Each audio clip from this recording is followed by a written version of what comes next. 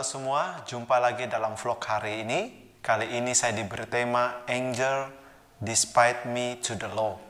Bagaimana marah hanya tidak membuat kita semakin diangkat atau membenarkan diri, tetapi justru marah lebih banyak menjebak kita untuk menjadi semakin rendah.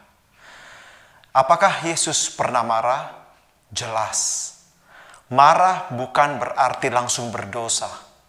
Marah adalah sifat alami manusia, emosi, salah satu ekspresi manusia untuk menunjukkan bahwa dia sedang marah. Marah tidak langsung berdosa, karena Yesus pun pernah marah. Pernah marah terhadap muridnya, terutama Petrus. Pernah marah terhadap para pedagang di bait Allah, dan ada beberapa hal lagi. Terus, apa yang membuat kita berdosa? Marah ketika kita pendam akan menjadi amarah. Amarah bisa melahirkan kejahatan. Di Efesus 4 ayat 26-27 dikatakan, "Hendaklah jangan kamu marah. Jangan sampai kita marah terus matahari terbenam dan membuat kesempatan iblis untuk mencuri kemuliaan Tuhan. Untuk mencuri hal itu di dalam diri kita. Jangan sampai iblis menggunakan kesempatan itu, tidak hanya sampai marah, tetapi kita sudah mulai dendam, sudah mulai kepahitan, sudah mulai membenci, dan akhirnya melahirkan dosa." Yesus juga pernah marah, tetapi kasih Tuhan, kasih Yesus jauh lebih besar daripada amarahnya, daripada marahnya. Dan itulah yang harus kita contoh.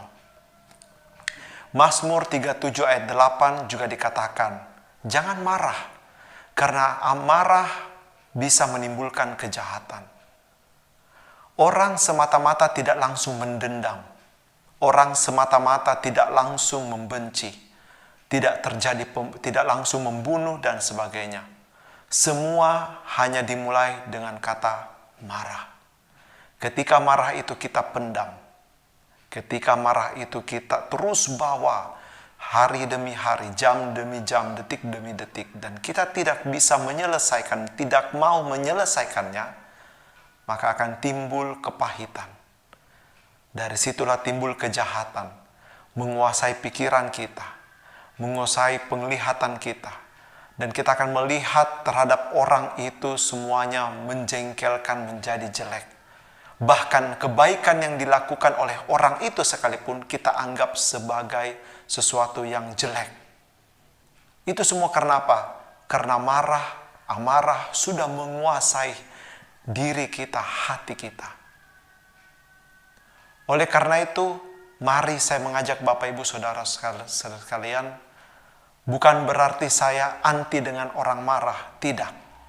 Tetapi bagaimana kita bisa mengelola hati kita, emosi kita, sehingga marah itu cepat reda, justru bisa menjadi berkat buat orang lain. Apakah mungkin? Mungkin, bisa saja.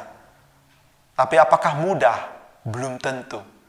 Tergantung dari hati Bapak Ibu Saudara-saudara sekalian.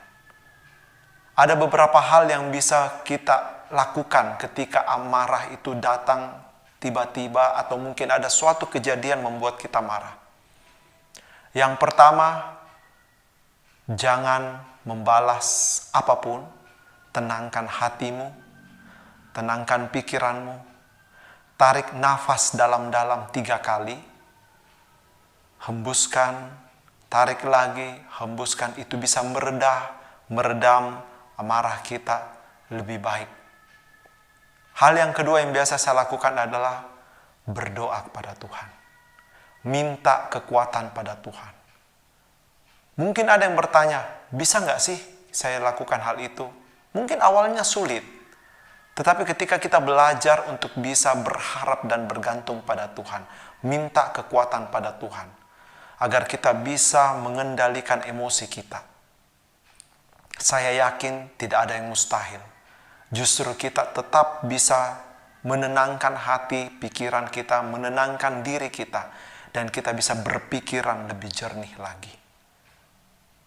Hal berikutnya yang biasa saya lakukan adalah segera melepaskan pengampunan. Sekalipun mungkin kita tidak ucapkan secara verbal kepada orang itu, tetapi dalam hati kita segera lakukan. Saya biasa mengatakan hal ini, di dalam nama Yesus Kristus, saya mengampuni si A. Di dalam nama Yesus Kristus, saya mengampuni si A. Berulang-ulang, sampai hati kita, pikiran kita, betul-betul bisa lebih tenang, dan bisa berpikir lebih jernih. Dan hal berikutnya yang biasa saya lakukan adalah langkah keempat, mendoakan dia. Mendoakan orang itu, peristiwa itu, kejadian itu. Mungkin kita tidak bisa berdoa panjang-panjang. Cukup dengan doa, Tuhan berkati dia, saya ampuni orang itu, jamah hatinya. Sekian. Dengan langkah-langkah itu akan membuat, yang pernah saya lakukan, membuat saya jauh lebih tenang.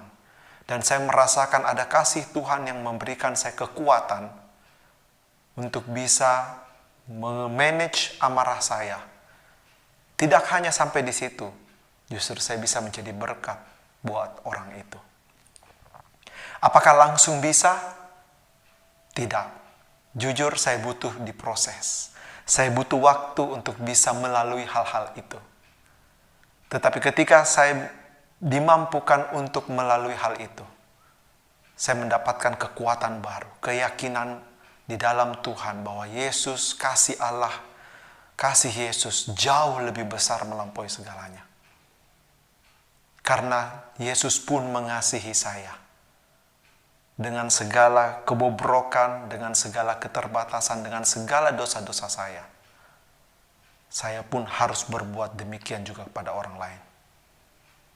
Bukankah itu juga ada di dalam doa Bapa kami? Jadi renungan hari ini, kali ini, saya mengingatkan Bapak, Ibu, Saudara-saudari sekalian.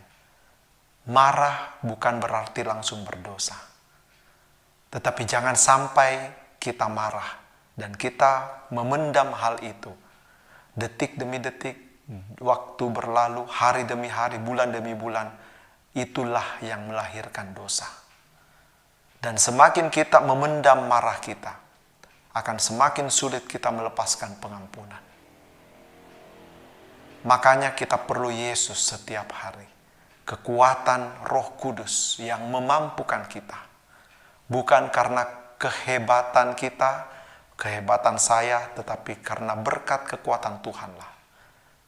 Justru yang memampukan saya untuk bisa mengendalikan marah itu.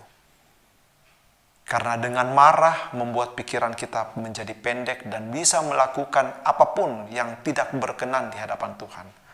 Mulai dari cara berpikir, kosakata mulai kasar, tindakan menyakiti dan sebagainya. Tetapi bersama Tuhan, kita pasti mampu mengendalikan emosi kita, memanage hati kita, dan bisa berbuah untuk orang lain, dan berbuah untuk kemuliaan nama Tuhan. Mari Bapak, Ibu, Saudara-saudari sekalian, mari kita satu dalam doa. Atas Bapa dan Putra dan Roh Kudus. Amin. Tuhan, terima kasih kalau renungan hari ini, kali ini, Kau mengingatkan kami bahwa marah bukanlah solusi. Tapi kami bersyukur Tuhan kami punya emosi itu. Tetapi bantu kami Tuhan untuk boleh memanage, mengatur, mengendalikan diri kami. Sehingga kami boleh segera melepaskan pengampunan kepada orang yang menyakiti kami. Kepada setiap kejadian yang mungkin tidak menyenangkan untuk kami Tuhan. Bantu kami Roh Kudus, dikala kami mungkin lengah, dikala kami mungkin sering jatuh dalam dosa yang sama. Marah dan akhirnya menjadi amarah dan menjadi dendam. Mampukan kami untuk bisa melepaskan segera pengampunan. Jamah umat-Mu Tuhan yang boleh mendengarkan renungan ini. Jamah hati mereka. Sehingga hanya kekuatan-Mu dan kasih-Mu yang memenuhi hati mereka saat ini.